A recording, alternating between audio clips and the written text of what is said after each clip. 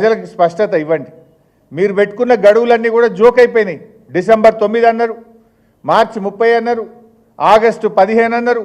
అన్ని గడువులు అయిపోయినాక ఇప్పుడేమో సాంకేతిక సమస్యలు అని మాట్లాడుతున్నారు. కరెంటు పోయిందంటేనేమో ఎలుకలు, తొండలు, ఇంకేమో చెప్తున్నారు. ఇవాళ కూడా పేపర్లు వచ్చింది, ఇలా బల్లులు, ఇంకేదో వచ్చింది ఇవాళ పేపర్లో.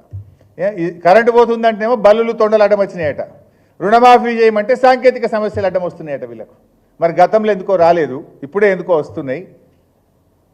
చేయచేతగాక, ప్లానింగ్ లేక, సాంకేతిక సమస్యలు అనే కుంటి సాకులు చూపించేటువంటి ప్రయత్నం చేస్తూ ఉన్నారు.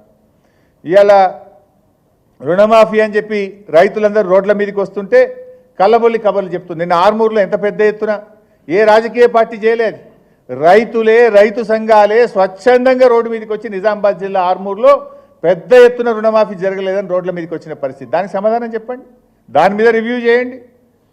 రేవంత్ రెడ్డిది అంతా డబుల్ స్టాండర్డ్. అది అదానీ మీద అయినా, అన్నదాతల మీద అయినా ఆయనది డబుల్ స్టాండర్డే.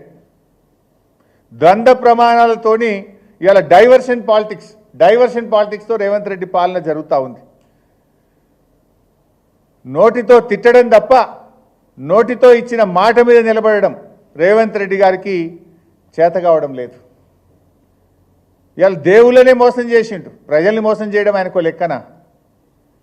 దరఖాస్తు ఇచ్చి దండం పెట్టిపోండి అన్నట్లున్నది ఇవాళ రైతుల పరిస్థితి. ఆడపోయి ఏఈఓలకు ఇవ్వండి. అరే మొదటి రుణమాఫీ అయిపోయి ఎన్ని రోజులైంది? ఇచ్చిన దరఖాస్తులకు ఒకటన్నా మీరు మీ ఏఈఓలపై ఎంక్వైరీ చేస్తున్నారా? ఇప్పటి వరకు రేషన్ కార్డు మీద ఒక క్లారిటీ ఇచ్చిండ్రా?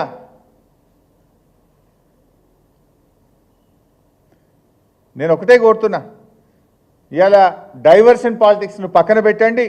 దేవుడి మీద ఒట్టేసి ఇచ్చిన మాటను గౌరవించి తక్షణమే రైతులందరికీ రుణమాఫీ చేయండి. మీరు చెప్పింది 31,000 కోట్లు, చేసింది 17,000 కోట్లు, ఇంకా 14,000 కోట్ల రూపాయలు రైతులకు ఇవ్వాల్సి ఉంది. ఆ 14,000 కోట్లు ఇవ్వండి. ఆ 14,000 కోట్లు ఇచ్చి రైతుల్లో ఉన్న ఆందోళన తొలగించండి. దేవుళ్ళ క్షమాపణ చెప్పండి, రైతులకు న్యాయం చేయండి అని చెప్పి ప్రభుత్వాన్ని మేము డిమాండ్ చేస్తూ ఉన్నాం. ఇలా రైతు భరోసా ఏమైంది? మీరు రైతు భరోసా గురించి మాట్లాడితే ఏమంటున్నారు? ఇక అవుతుంది, అగవుతుంది.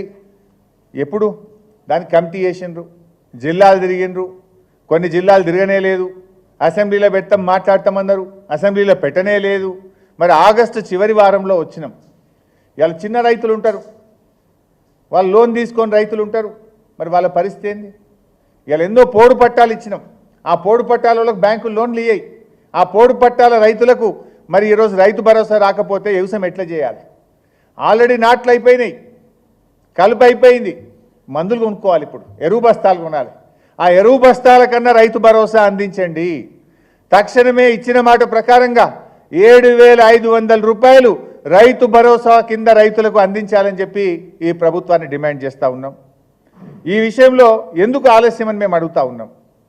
అయితే మొన్న పొంగిలేటి గారు కానీ, నిన్న బట్టి విక్రమార్క గారు కానీ ఏదో అప్పుల విషయంలో మాట్లాడారు. నేను ఒకటే అంటున్నా, మీరందరూ కూడా చూశారు, అసెంబ్లీలో నేను చాలా స్పష్టంగా అప్పుల విషయంలో చెప్పాను. అప్పులు ఎందుకు తీస్తారు కదా మీరు? అప్పుల విషయంలో నేను అసెంబ్లీలో చాలా స్పష్టంగా చెప్పిన. నేను ఈరోజు ఇక్కడ ప్రెస్ మీట్లో చెప్తలేను. ఒక మంత్రి అంటాడు 7,15,000 కోట్ల అప్పు అయిందంటాడు, ఇంకో మంత్రి అంటాడు 6 లక్షల కోట్లు అయిందంటాడు, వాడు 7 లక్షలు అంటాడు. నోటికి మొక్కాలి వాళ్ళకు. నేను బయట మాట్లాడలే, డిప్యూటీ సీఎంను కుర్చీలో కూర్చోబెట్టి ఆర్థిక మంత్రికి సాక్షిగా నిండు శాసనసభలో చెప్పిన బీఆర్ఎస్ ప్రభుత్వ అప్పు 4,26,499 కోట్లు మాత్రమే. 4,26,499 కోట్లు మాత్రమే. కానీ వీళ్ళు బిల్డప్ ఏమిస్తుండ్రు? మొన్న పొంగిలేటి గారు 7,15,000 కోట్ల అప్పు ఉండే అయినా చాలా కష్టపడి రుణమాఫీ చేసినామంటాడు. అది సగం కూడా కాదు. మేము చేయలేదా? 72,000 కోట్ల రూపాయలు రైతు బంధు ఇచ్చాం, 30,000 కోట్ల రూపాయలు రుణమాఫీ కింద ఇచ్చాం, రైతు బీమాకు 10,000 కోట్ల రూపాయలు ఖర్చు పెట్టాం. ఇవన్నీ మేము చేసినవి కావా? ఆస్తుల కల్పన చేసినాం. రైతులకు, అనేక వర్గాలకు ప్రభుత్వం సహాయాన్ని కూడా అందించింది. కానీ మీరు ఇలా అప్పుల పేరు చెప్పి తప్పించుకునే ప్రయత్నం చేస్తున్నారు. నిన్న కేంద్ర ఆర్థిక మంత్రిని కలిసిన తర్వాత ఉప ముఖ్యమంత్రి ఆర్థిక మంత్రి నిన్న మాట్లాడుతూ